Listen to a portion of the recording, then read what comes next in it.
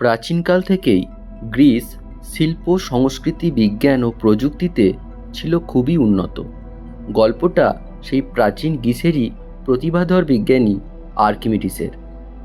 সিরাকিউসের রাজা হিয়েরো রাজা এক স্বর্ণকারকে দিয়ে খাঁটি সোনার একটি সুন্দর মুকুট বানিয়েছিলেন।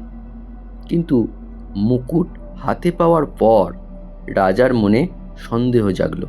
স্বর্ণকার কি কিছুটা সোনা সরিয়ে তাতে খাদ হিসাবে রূপো মিশিয়েছে? কিন্তু মুকুট না গলিয়ে তো তা প্রমাণ করা সম্ভব নয়। এই কঠিন ধাঁধা সমাধানের দায়িত্ব পড়ল বিজ্ঞানী আর্কিমিডিসের উপর। তাকে বলতে হবে মুকুটের সোনায় খাদ মেশানো আছে কিনা, কিন্তু শর্ত একটাই, কোনোভাবেই মুকুট গলানো বা ভাঙা যাবে না। দিন রাত ভেবেও আর্কিমিডিস কোনো কুল কিনারা পাচ্ছিলেন না। একদিন চিন্তিত মনে তিনি বাথটবে স্নান করতে নামলেন। তিনি লক্ষ্য করলেন তিনি জলে নামার সাথে সাথেই বাথটব থেকে কিছুটা জল উপচে পড়ে গেল। হঠাৎ তাঁর মাথায় বিদ্যুৎ চমকের মতো একটি চিন্তা এলো।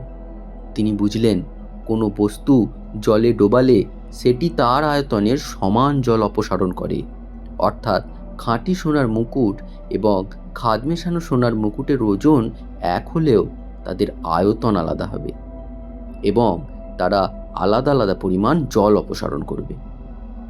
এই আবিষ্কারের আনন্দে আর্কিমিডিস এতটাই আত্মহারা হয়ে গেলেন যে তিনি পোশাক পরতে ভুলে গেলেন।